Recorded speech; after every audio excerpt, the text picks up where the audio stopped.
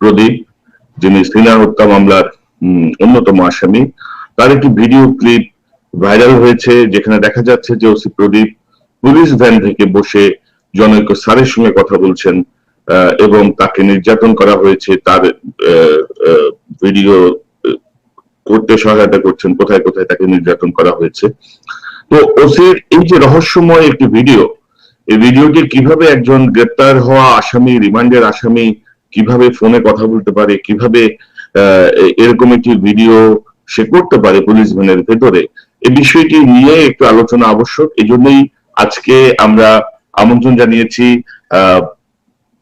Major Delwar Hossain, অবসরপ্রাপ্ত, এবং সাংবাদিক ইলিয়াস হোসেন, এই দুজনকে আজকের সরাসরি সম্প্রচারে। দেলোয়ার ভাই, ইলিয়াস হোসেন, আপনাদেরকে স্বাগত জানাচ্ছি। ধন্যবাদ। থ্যাংক ইউ কনক ভাই। প্রথমেই দেলোয়ার ভাই, আমরা যদি ওসি প্রদীপের সেই রহস্যময় ভিডিওটি একটু দেখি, তাহলে আমাদের আলোচনা একটু সুবিধা হবে। খুব বেশি মাথা করছে, ওই আমাদেরকে ইচ্ছা মতো পেটিয়েছে এবং তারা যাতে দাগ না হয়, দাগ না হওয়ার জন্য তারা ডাক্তারের উপস্থিতিতে কারেন্টের শর্ট দিয়ে শুরু করছে। আমার শরীরে বিভিন্ন জায়গাতে কারেন্টের দাগ আছে স্যার, আমার শরীরে বিভিন্ন জায়গায়। আপনারা দয়া করে স্যার এটা খুব স্ট্রংলি দেখতে হবে। এরা বলতেছে বিভিন্ন জায়গা থেকে তোমাদের বিরুদ্ধে মামলা হচ্ছে, ওই মামলাগুলি র্যাব তদন্তভার নেবে, র্যাব তদন্তভার নেওয়ার পরে তোমাদেরকে আবার এনে আবার তোমাদের বিরুদ্ধে শক্ত ব্যবস্থা নেব আমরা। সুতরাং আমরা যা বলি সেটা করতে হবে। চারটা মেজর আছে, একটা হচ্ছে মেজর ইয়াসিন, মেজর সাহারিয়া, তারপর হচ্ছে মেজর মেহেদি, আমাদের এখানকার র্যাব 15-এর কোম্পানি কমান্ডার। এরা সবাই মিলে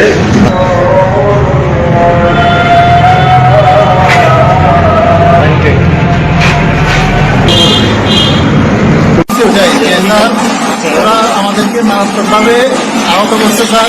আপনারা যে আমাদের ছবিগুলো ডিজিটাল স্যার, কিন্তু ছেলের মনে হয় ও ডিজিটাল স্যার এটা ওদিন আসছিল, এসে বলছিল কিছু হবে না, কিন্তু ডিজিটালে ওই মানে মূলত অত্যাচারটা বেশি করা হয়েছে স্যার। ডিজিটাল এটা আমাদেরকে বেশি ইয়ে করছে স্যার, অত্যাচার করছে স্যার নির্দেশে স্যার। তো প্রথমে দেলোয়ার ভাই, আপনি কিভাবে দেখেন একজন রিমান্ডের আসামি, একটি চাঞ্চল্যকর হত্যা মামলার আসামি, মেজর অবসরপ্রাপ্ত সিনহা হত্যা মামলার আসামি, মূল যে ব্যক্তি গুলি করেছে যে লিয়াকত এবং প্রদীপ, তারা স্বচ্ছন্দে পুলিশ ভ্যানে বসে ফোনে কথা বলছে, ফোনে জানাচ্ছে জনৈক স্যারকে। আপনার বিশ্লেষণ কি মনে করেন এই যে ভিডিওটি? প্রথম কথা বলবো যে একটার পর একটা নাটক দেখতে দেখতে এখন চিন্তা ভাবনাটাই অন্যরকম হয়ে গেছে। এই যে একটা নাটক উপস্থাপন করা হলো, পরিকল্পিতভাবে ভিডিওটা করা হলো, এবং এমন একটা মানুষ বা এমন কিছু মানুষ বলছে যাদের মতো বাংলাদেশের ইতিহাসে পুলিশের জঘন্যতম দুইটা ব্যক্তি, এই প্রদীপ এই পর্যন্ত 200-250 মানুষ জানা মতো মানুষকে হত্যা করেছে জঘন্যভাবে, সাংবাদিকের চোখে মরিচের গুঁড়া ঢেলেছে এবং প্রস্রাব, পানি যখন খেতে চেয়েছে প্রস্রাব খাইয়েছে। এবং মেজর সিনহা যখনও মারা যায় নাই, তার মৃত্যু নিশ্চিত করার জন্য তার গলায় পুট দিয়ে চেপে ধরে রেখেছে। এই কথাটা, লাস্টের কথাটা যেটা বললাম, এই কথাটা শুনলে অথবা পড়লে সমগ্র সশস্ত্র বাহিনীর সকল সদস্যের রক্ত টব্বক করতে থাকে।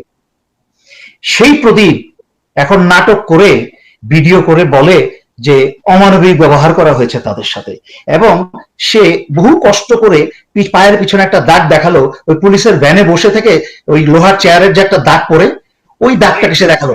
এটা মানুষের একটা হাস্যকর ব্যাপার। দ্বিতীয় জিনিসটা দেখেন, আপনার অবজারভেশন কারেক্ট, দাগ খুঁজতে হচ্ছে তাকে, কোথায় এটাকে জন্মদাগ দেখাবে না কি দেখাবে, শেষ পর্যন্ত ওই যে প্রিজন ভ্যানে বসে থাকলে যে একটা স্পট পড়ে যায়, ওই স্পটটাকে সে দেখিয়েছে। তো এটা কি মানুষ কি এত বোকা?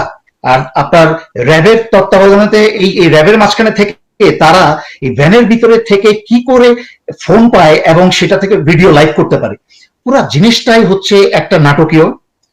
এবং এই ব্যাপারে আমাকে আরো বলতে হয়, দেখেন, 1 মাস আগে, 1 মাসের কিছু উপরে সিনহা হত্যার পরে আমাদের সেনা প্রধান বলেছিলেন এটা একটা বিচ্ছিন্ন ঘটনা। 1 মাস সময় লাগলো ওনার অনুধাবন করতে বা বুঝতে, যে কারণেই হোক উনি বলেছেন এটা একটা জঘন্যতম ঘটনা, এবং উনি বিচারের রায়ের অপেক্ষায় থাকবেন। বিচারের রায় যে কি হবে, দেলোয়ার ভাই এই বিষয়টি আমি অবজার্ভ করছিলাম, ওনার মধ্যে একটি চেঞ্জ, এবং ওনার ঘটনা ঘটার সঙ্গে সঙ্গে কক্সবাজারে উনি যে ওয়েতে বক্তব্য দিয়েছেন বা ওনার যে বডি ল্যাঙ্গুয়েজ, তার থেকে উনি গতকাল যে বক্তব্য দিয়েছেন অনেক চেঞ্জ আমরা দেখেছি। আমরা একটু ওনার বক্তব্যটা শুনে আসতে চাই। জি। প্রথমত আমি বলবো এটা একটা অত্যন্ত নৃশংস জঘন্যতম একটা হত্যা ঘটনা ঘটেছে। তো এটার তদন্ত হচ্ছে। আমি সেনাপ্রধান হিসাবে আশা করতে চাই যে তদন্তটা সুস্থভাবে সম্পন্ন হবে এবং যারা প্রকৃত ক্রিমিনাল তাদের উপযুক্ত এবং দৃষ্টান্তমূলক শাস্তি হবে, যাতে ভবিষ্যতে এই ধরনের কোনো ঘটনা সেনাবাহিনীর সার্ভিং অথবা রিটায়ার্ড কারোর সাথে আর ভবিষ্যতে না ঘটে। আমি সেটা প্রত্যাশা করব। তো হচ্ছে এই ব্যাপারে কোনো কিছু বলা যাবে না, তদন্ত সন্তুষ্ট কিনা, কারণ যে ঘটনাটা ঘটেছে এটা সবাই জানে, অত্যন্ত জঘন্যতম একটা ঘটনা ঘটেছে এবং সেটার হলো দৃষ্টান্তমূলক শাস্তি হইতে হবে। তো এইটা হলো তদন্ত বেরিয়ে আসবে এবং সাজাটা যখন হবে তাহলে হলো সন্তুষ্টির প্রশ্ন আসবে। তার আগে সন্তুষ্টি কিভাবে বলবো? ওনার কথা বলেছেন, আমি সেনাপ্রধানকে সাধুবাদ জানাই, ধন্যবাদ জানাই যে 1 মাসের উপরে সময় লাগলেও উনি ফাইনালি বলেছেন যে জঘন্যতম ঘটনা স্বীকার করেছেন। এবং এই ব্যাপারে উনি আরেকটা জিনিস বলেছেন, এই প্রথমবার উনি শুধুমাত্র চাকুরিরত অফিসার না, অবসরপ্রাপ্ত অফিসারদেরও নিরাপত্তার বিষয়টাকে উনি তুলে নিয়ে এসেছেন, সেই জন্য ওনাকে ধন্যবাদ জানাই। কিন্তু এই যে 1 মাস সময়ের নমনীয়তা বা বিচ্ছিন্নতা, এই মত প্রকাশের মাধ্যমে যে ড্যামেজটা হয়ে গেছে, এই যে প্রদীপদেরকে বাঁচানোর জন্য, বিকজ প্রদীপ তো একজন রয়ের এবং জঙ্গি বাহিনী ইসকনের সদস্য, সুতরাং প্রদীপকে বাঁচানোর জন্য কিন্তু ভারত দেশের ভিতরে যত ইসকন আছে এবং তার দলের লোক আছে, তারা কিন্তু, আমি এখানে ধর্মকে টানছি না, ক্রিমিনালদের কোনো ধর্ম নেই। সো তাকে বাঁচানোর জন্য বিভিন্ন ধরনের অর্থ সবকিছু ঢালা হচ্ছে। দেখেন, ঢাকার থেকে বা বিভিন্ন জায়গা থেকে একসাথে 4টা-5টা করে উকিল নিয়োগ করা হচ্ছে তাকে বাঁচানোর জন্য। এই যে নতুন করে ভিডিও করে প্রিজন ভ্যানের ভিতর থেকে ক্যামেরা দেওয়া হলো এবং তাদের মাফিয়া কিং, পুলিশের কারোর সাথেই সে মাফিয়া কিং কারোর সাথে কথা বলছিল, এই যে পুরো একটা গ্যাং কাজ করছে একসাথে প্রদীপকে, লিয়াকতকে বাঁচানোর জন্য। সুতরাং আসল বিচার সম্পর্কে আমি সম্পূর্ণ সন্দিহান, শুধু আমি না, সমগ্র সশস্ত্র বাহিনী এবং জনগণও সন্দিহান আসলে বিচার হবে কিনা। এবং যেটা সেনাপ্রধান বলেছেন, যে সুন্দর কথা বলেছেন উনি, যে রায় হওয়ার আগ পর্যন্ত উনি কিছু বলতে পারবেন না, বাট রায়টা যখন সন্তোষজনক হবে না তখনই বা আসলে কি করতে পারবেন, কি করবেন সেটাও দেখার বিষয় আছে। এইতে দেখেন, এই সরকার, এই অবৈধ সরকার যেই ক্রস ফায়ারের কালচার চালু করেছে, এই প্রদীপ, লিয়াকতের মতো মানুষ তো হচ্ছে এদেরকে বিচারের নাটক, দুইটাকে নিয়ে ডাইরেক্ট ক্রস ফায়ারে মেরে ফেললে কিন্তু জনগণের প্রথম ক্রস ফায়ার যেটা সমর্থন পেত এই সরকার। সুতরাং পুরো জিনিসটাই একটা নাটকীয়, একটার পর একটা নাটক রিলিজ হচ্ছে, এইগুলাতে বিচারটাকে দুর্বল করা হচ্ছে। আদালত তো বিচার হবে, আদালত কারা চালায়? আদালত এতদিন চালাতো আওয়ামী লীগ, এখন আদালত চালাবে ভারত। প্রদীপের বিচারে যখন প্রশ্ন আসবে, নির্দেশ আসবে ভারত থেকে।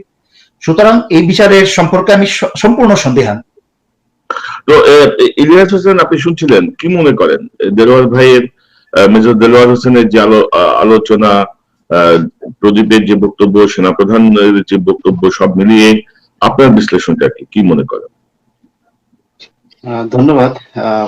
প্রথমেই কৃতজ্ঞতা জানাচ্ছি আমি জনাব মেজর অবসরপ্রাপ্ত দেলোয়ার হোসেন ভাইকে, যে উনি আজকে যে কথাগুলো বলছেন এবং প্রকাশ্যেই এসেছেন। উনি চাইলে কানাডাতে আছেন, ভালোই তো ছিলেন, কথা না বললেও পারতেন। বাংলাদেশের শত শত সেনাবাহিনীর অফিসার সেই 25শে ফেব্রুয়ারির পর থেকে এখন পর্যন্ত বিভিন্ন দেশে আছেন, যারা একেবারে চুপচাপ বসে আছেন, কোনো কথা বলছেন না, সব জানেন। দেলোয়ার ভাই থেকে শুরু করে সবাই কিন্তু সব জানেন, কিন্তু কথা বলছে না। তো দেলোয়ার ভাইদের মতো অনেকেই কথা বলা অন্তত শুরু করেছেন। এটাই হচ্ছে আমাদের জনগণের জন্য অনেক বড় একটা পাওয়া, যে আপনাদের জায়গা থেকে একেবারে বস্তুনিষ্ঠ যে কথাগুলো শুনতে চায় মানুষ, যেটা আসলে বাংলাদেশে ঘটছে, সেই কথাগুলো শুনতে চায়। যেটা শুরু হয়েছিল জনাব জেনারেল সারওয়ারদিকে দিয়ে, যদিও সারওয়ারদিকে নিয়ে অনেক বিতর্ক আছে, কিন্তু কথাগুলো বলেছেন একেবারে সত্য কথা।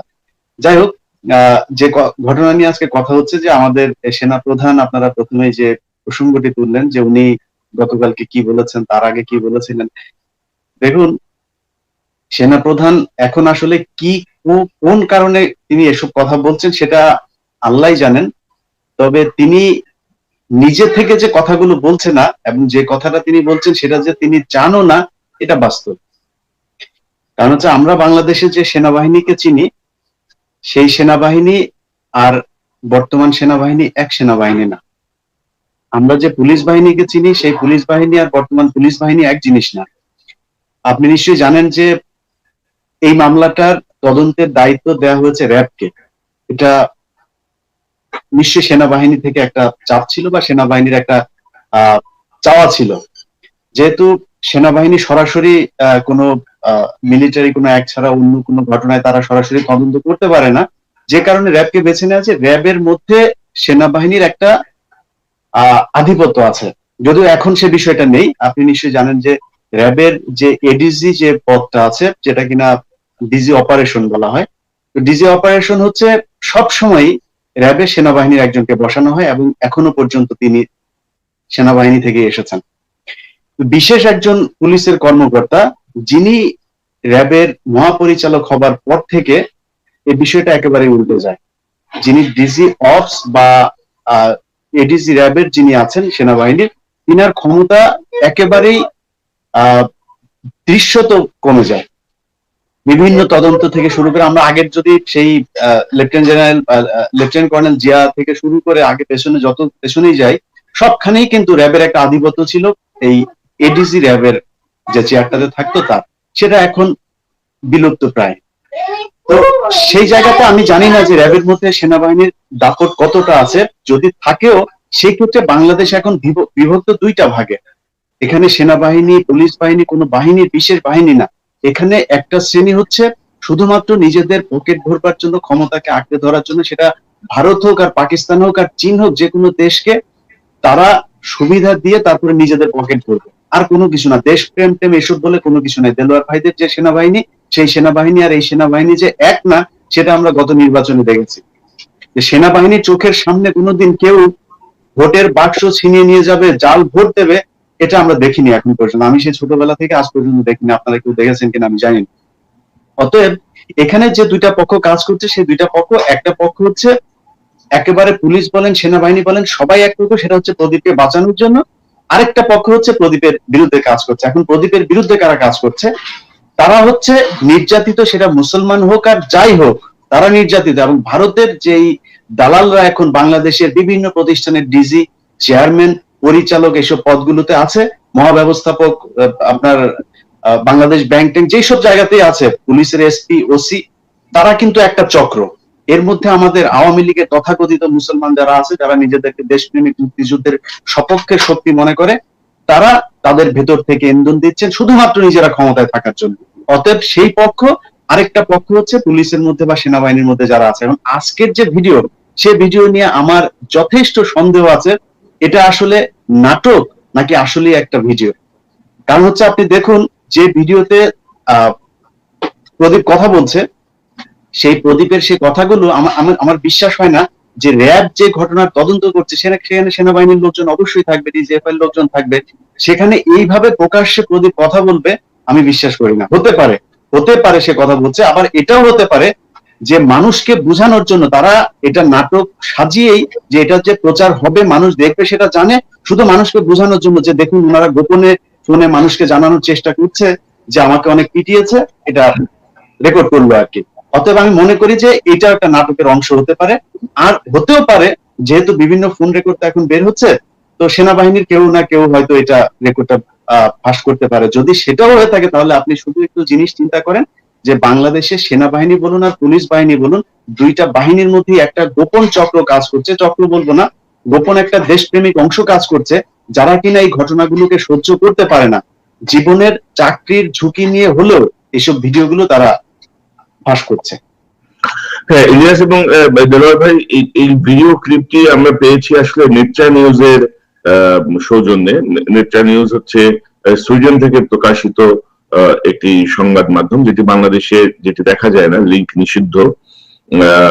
এবং এটির প্রধান হচ্ছেন সাংবাদিক তাসনিম খলিল এবং ডেভিড বার্গম্যান। তারা দুজন মিলে এই নেটটা নিউজের সঙ্গে কাজ করেন, এবং আমরা আগেও দেখেছি বেশ কিছু এক্সক্লুসিভ রিপোর্ট তারা করেছেন। তো ধরে নিতে পারি যে আমরা তাদের যে সোর্স অনেক স্ট্রং। তো দেলাওয়ার ভাই, ইলিয়াস যেটি বলছে, আপনি কি তার সঙ্গে একমত, বা আপনার কোনো বিশ্লেষণ আছে কিনা? এটি কি আপনি নাটক মনে করেন কিনা, বা হঠাৎ করে এই সময়ে এরকম একটি ক্লিপ চলে আসা মানেটা কি, আপনি কি মনে করেন? ইলিয়াস ভাইয়ের সাথে আমি সম্পূর্ণ একমত। আমি যেটা আগেও বলেছি, এটা একটা নাটক। বিকজ আপনি সেই ভিডিওটা দেখেন, ভিডিওটা কিন্তু লুকিয়ে করেনি, ভিডিওটা করেছে পুরো ফেসের কাছের থেকে, এবং কেউ সবকিছু ঘুরিয়ে ঘুরিয়ে তার পা খুঁজে খুঁজে ভিডিওটা করেছে। ভিডিওটা অলরেডি ইনস্ট্রাক্টেড ভিডিও, যে কিভাবে কি কি করা হবে। সো এটা পুরোটাই একটা নাটক। ইলিয়াস ভাইয়ের কথা একটা কথা মনে পড়ে গেল, যে এখনের সেনাবাহিনী আর আগের সেনাবাহিনী। তার আগে আমি আগের অনুষ্ঠানেও বলেছি, লাইভে বলেছি, যে সেনাবাহিনীকে আমি বলবো না, সেনাবাহিনীর কিছু সদস্য কুলাঙ্গার। এই সেনাবাহিনী কিন্তু দেশপ্রেমিক সেনাবাহিনী, যেটা ইলিয়াস ভাই বললেন, দেশপ্রেমিক অ্যাটলিস্ট 80 to 90% দেশপ্রেমিক সেনাবাহিনী ডিসিপ্লিন এবং চাকরির খাতিরে মুখ বন্ধ করে এখনো বসে আছে, এবং তারা শৃঙ্খলাবদ্ধ একটা বাহিনী, সেজন্যই চুপ করে বসে আছে। বাট যতদিন ধৈর্য এবং সহ্য ক্ষমতা থাকবে, যখন সীমার বাইরে চলে যাবে সেটা কথা। বাট আমি এই কথা প্রসঙ্গে একটা কথা মনে পড়ে যায়, এখনো সেনাবাহিনীর আগের সেনাবাহিনী। 1996 সালে যখন 46 ব্রিগেডের অংশ হয়ে আমরা 30 বেঙ্গলে অস্ত্র উদ্ধারে নামলাম, তখন আমাদের ক্যাম্প ছিল রমনা ক্যাম্পে, যেটা ওই কি বলে ওইটাকে, এখন হেলথ কমপ্লেক্সের বিল্ডিং, ওইখানে কাকরাইল মসজিদের উল্টা দিকে। তো সেখানে আমাদের ক্যাম্প ছিল। তো আমরা ইলেকশনের সময় আমাদের কিন্তু নির্দেশ ছিল যেন আমরা কোন ইলেকশন বুথের মাঝখানে প্রবেশ না করি। আমরা তো আজকালকার অফিসারদের মতো কলম ধরে ধরে আইন কানুন মানা না, আমরা দেশের জন্য করতাম, জনগণের জন্য করতাম, যেন একটা ভোট নির্বাচন যেন সুষ্ঠুভাবে হয়, কারণ 2 নাম্বারই না হয়। বিকজ আমরা কেয়ার করি না বিএনপি ক্ষমতায় আসুক না আওয়ামী লীগ ক্ষমতায় আসুক, উই নেভার কেয়ার। এটা নিয়ে আমাদের জনগণের ভোটে, সঠিক ভোটে যেই ক্ষমতা আসবে তাকেই হচ্ছে একটা বৈধ সরকার। তো এইভাবে মগবাজারের ওই প্লেন গলিতে ঢুকলাম, ঢুকে হঠাৎ করে মনে হলো, সকালবেলা 9টার সময় যখন চক্কর দিলাম, তখন দেখলাম কোনো লোক নাই। এটা প্রথম যে 3 মাসের একটা নাটকীয় নির্বাচন হলো। তো আবার যখন দ্বিতীয়বার একটু পরে, আধা ঘন্টা পরে এসে দেখলাম তখনও লোক নাই। হঠাৎ করে মনে হলো একটু কেন্দ্রে ঢুকে দেখি। কেন্দ্রে গিয়ে দেখি প্রিজাইডিং অফিসার সুদ্ধা যতগুলো লোক আছে, দল বেঁধে একটা দলের মার্কার উপরে সমানে সিল মারছে। প্রিজাইডিং অফিসারকে কানের নিচে টাবাস করে একটা চর মারলাম, চেয়ার থেকে উল্টে পড়ে গেল। আপনারা কি স্কুলের শিক্ষক, কলেজের শিক্ষক? এই শিক্ষা দেন আপনাদের ছাত্রদেরকে? কি জাতি তৈরি করবেন? এর মাঝখানে আমি যখন চর মারলাম, শুনলাম আর আমাদের ইউনিটের আরেক সেকেন্ড লেফটেন্যান্ট কার্জন হলের একইভাবে ভোট কেন্দ্রে গিয়ে আরেকজন শিক্ষককে চর মেরে ফেলে দিয়েছে। এই যে দেখেন, তখনকার অফিসার আর এখনকার অফিসারের মাঝখানে পার্থক্য। আমরা কিন্তু অধিনায়কের অনুমতির অপেক্ষাকে নেই, যে স্যার ভোটে জাল মারা হচ্ছে, আপনি কি বলেন, একটা চর দিব, আমাকে একটা লিখিত দেন। এই যে দেখেন, দেশটা কিন্তু সোনার বাংলাদেশ ছিল। আমি কিন্তু সেই সেনাবাহিনী রেখে আসছি। কিন্তু আজকে দেখেন, আমি মাননীয়, আমি সাধারণত মাননীয় শব্দটা ব্যবহার করি না, যেহেতু বাইরের দেশে সবাই Justin Trudeau, prime minister, president, that's enough. তেল মারার দেশে মহামান্য উমুক সুমুক এই দেশেই সম্ভব। সবকিছুর একটা মহান মহান স্বাধীনতা যুদ্ধ, মহান উমুক, সবকিছুই মহান। সবকিছুতেই বাঙালি জাতিটা হচ্ছে অতি, প্রশংসায় অতি, আবার নিষ্ঠুরতা অতি। তো আমি তারপরও বললাম যে, যেহেতু সেনা প্রধান, ওনাকে আমি ওনার উদ্দেশ্যে বলছি, আল্লাহ কিন্তু সম্মানটা দেন উনি সরাসরি। ভারত বা শেখ হাসিনার কিন্তু কোনো ক্ষমতা নাই আপনাকে সম্মান দেওয়ার। এই যে সম্মানজনক পদে আল্লাহ আপনাকে বসিয়েছেন, এই সুযোগ কিন্তু জীবনে আর আসবে না দ্বিতীয়বার। এটাই প্রথম এবং এটাই শেষ। আপনি হয়তো বা চাইবেন, আশা করা যায় যে আপনার এই সামনে আপনার কিছুদিনের মাঝখানে আপনার মেয়াদ শেষ হয়ে যাচ্ছে, হয়তো আরো 2-1 বছর বাড়ানোতে। আপনি হয়তোবা চাইবেন প্রধানমন্ত্রীর সামরিক উপদেষ্টা হতে। আপনি হয়তোবা চাইবেন, অথবা চাইছেন যে আপনার রিটায়ারমেন্টের অবসরের পরে আপনি কোনো মন্ত্রীর জায়গায় স্থান পান, এবং আমি চাই আপনি পান। কিন্তু এই যে সম্মানটা, সুযোগটা পাচ্ছেন, এটা সেনাবাহিনী, এই বাংলাদেশের সেনাবাহিনী এবং জনগণের এবং দেশের জন্য কাজে লাগান। এই সুযোগ কিন্তু আর আসবে না। দেশের স্বার্থের উপরে আর কারোর স্বার্থ থাকতে পারে না। অন্য কোনো দেশের, কোনো ব্যক্তির, কোনো দলের স্বার্থ দয়া করে দেখবেন না। এই সুযোগ জীবনে আর আসবে না। জীবনে যত অতীতে ভুল করেছেন, আমিও জীবনে ভুল করেছি ব্যক্তি হিসেবে, আপনারও থাকতে পারে, আমরা কেউ ফেরেশতা না, আমরা কেউ নবী রাসূল হয়ে আসি নাই, সবারই ভুল ত্রুটি আছে। আপনি যে ভুল করেছেন, এই সুযোগ কিন্তু সবকিছু মুছে একটা সবার কাছে, সেনাবাহিনী, সশস্ত্র বাহিনীর কাছে, জনগণের কাছে, দেশের কাছে নিজের